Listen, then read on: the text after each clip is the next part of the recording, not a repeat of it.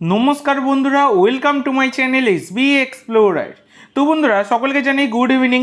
তো আজকের ভিডিওতে মোহনবাগান ভার্সেস উড়িষ্যা এফসি ম্যাচের প্লেইং 11 এবং দুই দলের শক্তি এবং দুর্বলতা নিয়ে আলোচনা করতে চলেছি। তো যারা চ্যানেলে প্রথমবার এসেছো অবশ্যই সকলে একটা করে সাবস্ক্রাইব করে দিও। সাবস্ক্রাইব করা সম্পূর্ণ ফ্রি, তাই যারা যারা ভিডিও দেখবে একটা করে সাবস্ক্রাইব করতে কিন্তু কেউ ভুলো না। তো বন্ধুরা তোমরা সকলেই জানো আগামী 23শে April Mohun Bagan versus Odisha FC match রয়েছে আইএসএল এর সেমিফাইনাল লেগ 1 ম্যাচে। তো এটা কিন্তু মোহনবাগানের অ্যাওয়ে ম্যাচ এবং 28 তারিখে যে ম্যাচটা হবে সেটা কিন্তু মোহনবাগানের হোম ম্যাচ হবে। তো এই 23 তারিখের এই ম্যাচটা হতে চলেছে সন্ধ্যাবেলা 7:30 থেকে উড়িষ্যার কলিঙ্গ স্টেডিয়ামে কিন্তু এই ম্যাচটা হবে। তো এই ম্যাচে হাবাস ভার্সেস লোবেরার একটা কিন্তু মস্তিষ্কের লড়াই দেখা যাবে। এছাড়া গোল স্কোরিংয়ের দিক থেকে কামিন্স ভার্সেস রয় কৃষ্ণার একটা লড়াই কিন্তু দেখা যাবে। তো এক্ষেত্রেও দেখতে গেলে হাবাসের প্রিয় ছাত্র হচ্ছে রয় কৃষ্ণা, তাদের মধ্যেও একটা স্ট্র্যাটেজিক লড়াই কিন্তু হবে মাঠের মধ্যে, সেটা বলতেই পারো। তো হেড টু হেড নিয়ে পুরনো যে রেকর্ড সেইগুলো আমি আর তুলে আনছি না। বর্তমানে দাঁড়িয়ে তোমরা যদি দেখো আইএসএল এর মঞ্চে দুবার মোহনবাগান ভার্সেস উড়িষ্যা এফসির ম্যাচ রয়েছে, সেখানে কিন্তু দুইবারই ড্র করেছে দুই দল। একবার হচ্ছে 2-2 গোলে ড্র করেছে এবং আর একবার 0-0 গোলে ড্র হয়েছে। তো এই হচ্ছে ব্যাপার। তো এবার আসছি দুই দলের শক্তি আর দুর্বলতা। তো মোহনবাগানের শক্তি যদি দেখো সেটা কিন্তু পুরো দলটাই কিন্তু মোহনবাগানের একটা শক্তি। গত ম্যাচে যে খেলেছে, যেমন খেলেছে আর কি, তার নিরিখে আমি বলছি।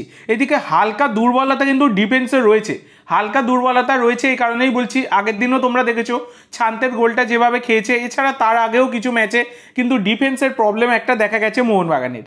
আর উড়িষ্যা এফসির শক্তি কিন্তু মিডফিল্ড এবং অ্যাটাকিং, এটা কিন্তু খুবই শক্তিশালী, যেখানে রয় কৃষ্ণা, দিয়েগো মরিসিওর মতো স্ট্রাইকার রয়েছে, সেইগুলো নিয়েই বলছি। আর দুর্বলতা যদি দেখো তাহলে গোলকিপিং এবং ডিফেন্স কিছুটা হলেও দুর্বল কিন্তু উড়িষ্যা এফসির রয়েছে।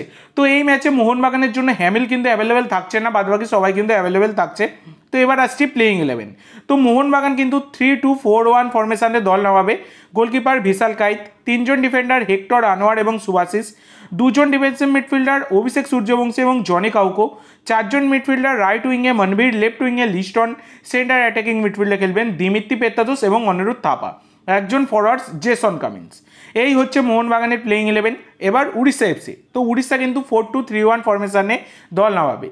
গোলকিপার অমরিন্দর, 4 জন ডিফেন্ডার রাইট ব্যাকে অময় রানাওয়াডে, লেফট ব্যাকে জেরি লালরিন জোয়ালা, সেন্টার ব্যাকে মোর্তাদা ফল এবং কার্লোস ডেলগাডো, 2 জন ডিফেন্সিভ মিডফিল্ডার জহু এবং পুইটিয়া, 3 জন অ্যাটাকিং মিডফিল্ডার রাইট মিডফিল্ডে জেরি, লেফট মিডফিল্ডে ইস্যাক, সেন্টার অ্যাটাকিং মিডফিল্ডে প্রিন্সেপটন রেভেলো, 1 জন ফরওয়ার্ডস রয় কৃষ্ণা।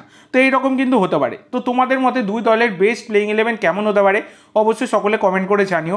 আর এই রকম ধরনের আপডেট পেতে অবশ্যই কিন্তু চ্যানেলটা সাবস্ক্রাইব করে রেখো। তো আজকের জন্য এইটুকু বন্ধুরা। ভিডিওটি ভালো লাগলে অবশ্যই লাইক করো, শেয়ার করো।